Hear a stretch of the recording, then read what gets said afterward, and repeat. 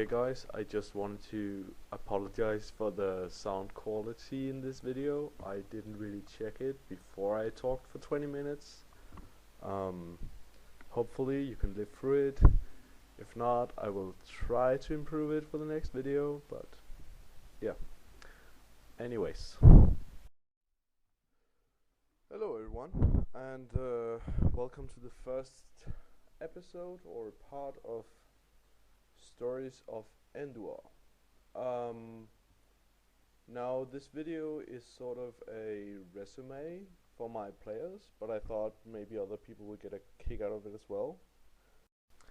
Maybe even find some inspiration for their own adventures or their own characters. It's basically just retelling the adventure so far, and maybe with a little bit of extra details that the players might have missed, or maybe they didn't explore this specific option. There will be parts where I can't talk freely as such, because the players might still be affected by the outcome they chose, but anyways, I hope everyone will enjoy it, and hopefully the players will find it useful, or at least it will be fun for me to make these. So I thought I'd start out with a little presentation of we have 5 players in this game, and I'd say 2 of them are veterans. I've been playing for more than 10 years, like myself. And 3 of them are, 2 of them are completely new, I think. And then 1 have tried a little bit before. Anyways, it's a fun dynamic in the party, since there's such an experience gap between the players. Okay, so the first one would be Leon Goldheart.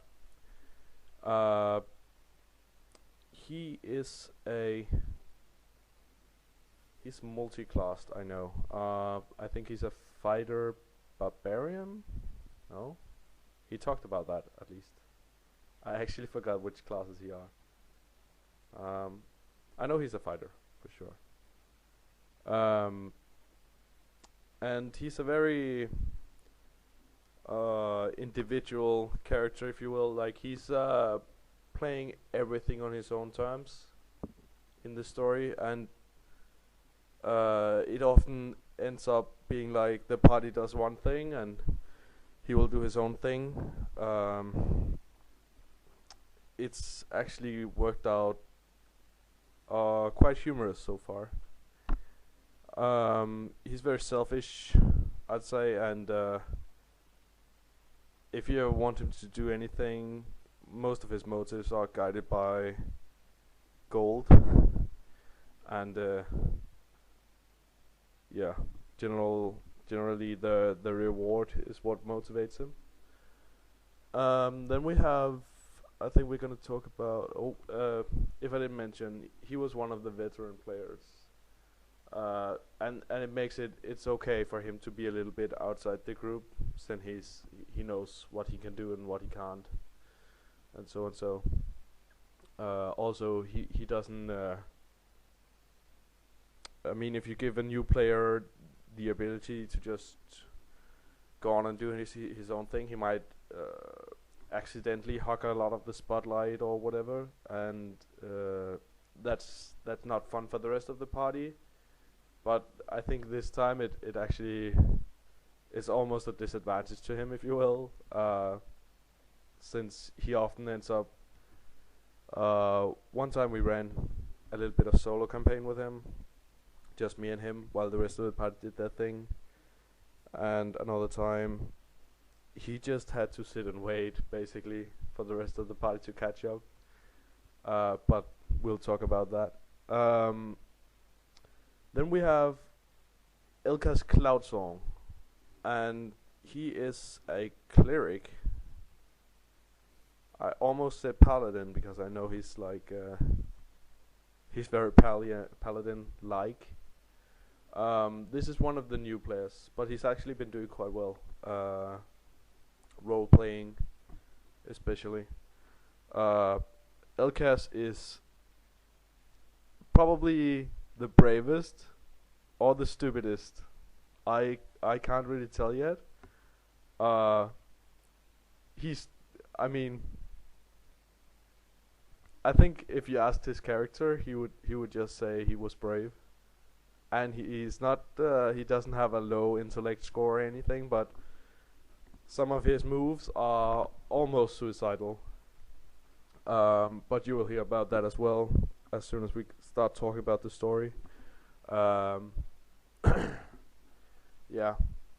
He's also the conscience of the group. Um, the group in general is very greedy, I'd say. Um, they're not evil, but they are. I mean, I think they're good as well. Yeah, but for some reason, Elkas Cloud Song he really shines through when we're talking about doing the right thing. Um, then we have okay, so we have a wizard and a sorcerer, and they're actually getting along quite well, even though they're very different law-wise, if you will. One of them is Marcus Andor, and the other is Elro Urtada. I'm not sure if I butchered his name, but I think I did okay. Um, they're definitely both very talkative, or I mean, they take on the role as intelligent people. They're not brawny. Later you'll find out they were. There's this example. They were digging for survivors, and these two guys, I think, spent half the time gathering information rather than digging. Also, Marcus is he's very political, and is uh, he's almost greedy in the same way as Goldheart, except he's not doing it for the money, more for political influence. Um, but he's doing it in a very good way, if you will. Uh, yeah.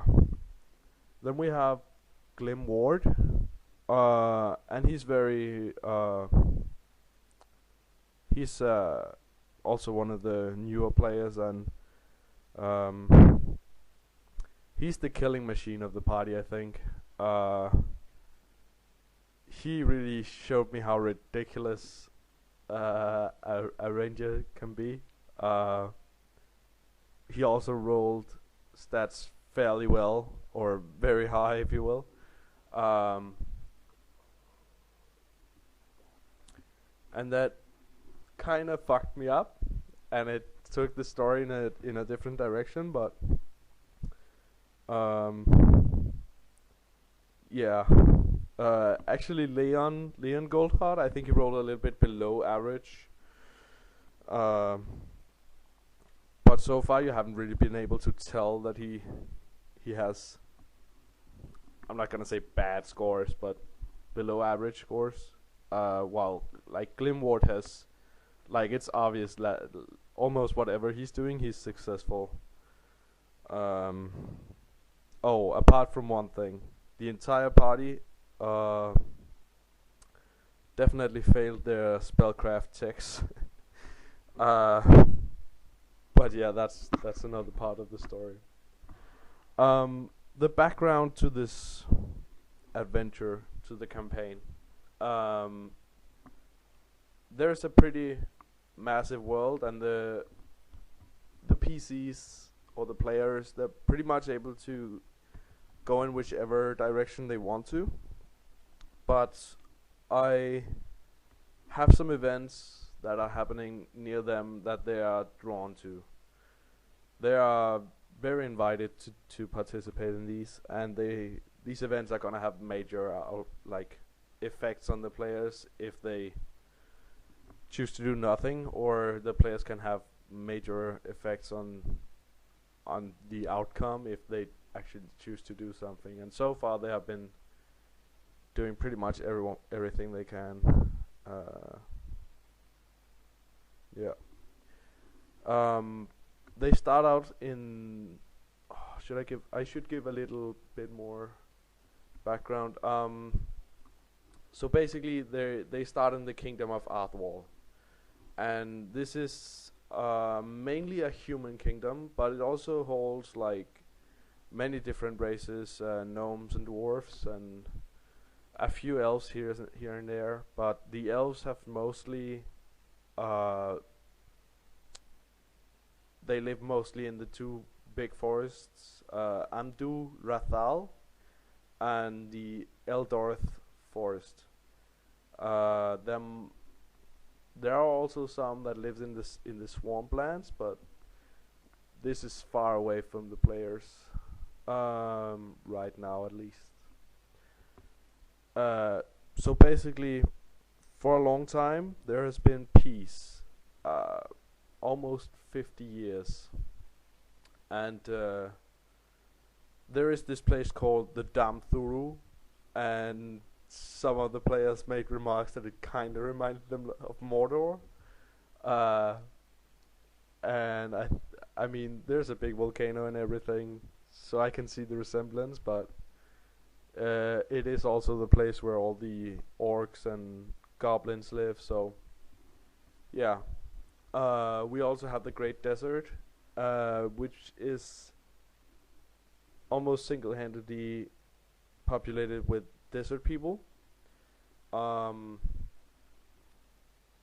I'm not gonna go too much into the lore because the players haven't really gotten there yet, and I don't want to spoil anything. Uh, but there is a lot of things in the desert. There used to be a road through the desert to connect two parts of the Arthwall Kingdom, also with the elves in the Amdu Rathal. Uh, but recently, uh, a lot of like the southern sky has been almost black, and many of the people in the kingdom of Arthwall has taken this as a bad omen. Um, the king in Arthwall has been very focused on uh, culture, and has almost neglected maintaining an army, and uh, a resistance have been brewing for some time, since more and more people starts believing in these bad omens. Um, the players start out in this little town, village, or whatever you call it, called Little Wall. And Little Wall used to be a city populated by people who worked in the silver mines. Sorry, the silver mines of House Aenduar. But a few years ago, the silver mines collapsed, and the House of Aenduar was, uh, what do you call it? They lost their wealth. God damn it! I know there's a good word for this, but I lost it. I'm sorry. They were bankrupt, and I don't remember the story exactly, but I think the father, I don't know, the father and the mother of like the main owners of the silver mines, they died somehow. Um, and now their son Marcus, one of the players, is he's trying to win back some of his political influence for his family, perhaps also a little bit of wealth. Uh, anyways, all the players had different reasons to be in Little Wall at this time. And yeah, so the villagers, they used to work in the silver mines. I kind of got lost in a little bit of backstory there. Um, but since the silver mines collapsed, they have been getting like poorer and poorer, and uh, then luckily for them, a wizard recently came by and offered jobs to many of the villagers, anyone who could dig or um, build, basically. And he wanted a secluded tower near south of the Little Wall, almost in the mountains leading to Damthuru, but still on the right side of the border, if you will. Um, and he employed a lot of the villagers. But then we start out as the PCs hear the news that uh, the excavation that the wizard was doing and paying the townsfolk to do, it collapsed and many of the villagers got trapped. So a guy named Jack, I think I named him. I actually didn't prepare an NPC name for him. Um, but he fetches the PCs to help uncover and save the villagers who are trapped. And on the way there, that's really when it starts. And I wanted to, as a DM, I wanted the new players to kind of figure out what can you do and how does things work. And I set up a small encounter with a hang bridge leading over a small chasm, if you will. It was only like a 20 feet drop, not really enough to kill anyone, but enough that people would be scared to fall, right? And especially the new PCs who, I mean, I started out telling them that I was not gonna kill them off if they rolled badly, or, I mean, if they were unlucky. Of course, if they were intentionally stupid, I would let them die. But yeah. So Jack explains how when they got here the first time, the wizard who paid the villagers to work for him, he cast a spell, and the wind around this hang bridge, it stopped being so crazy.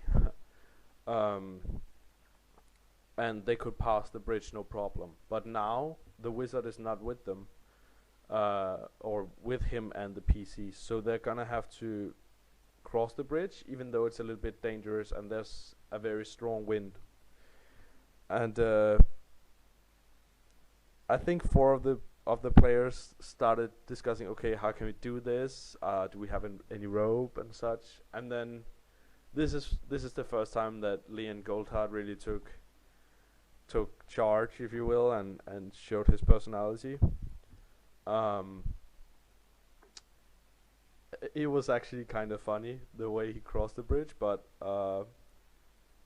in short, he practically just walked straight across and sat down on the other side and started playing his flute or something, because he knew the other players were gonna be a while.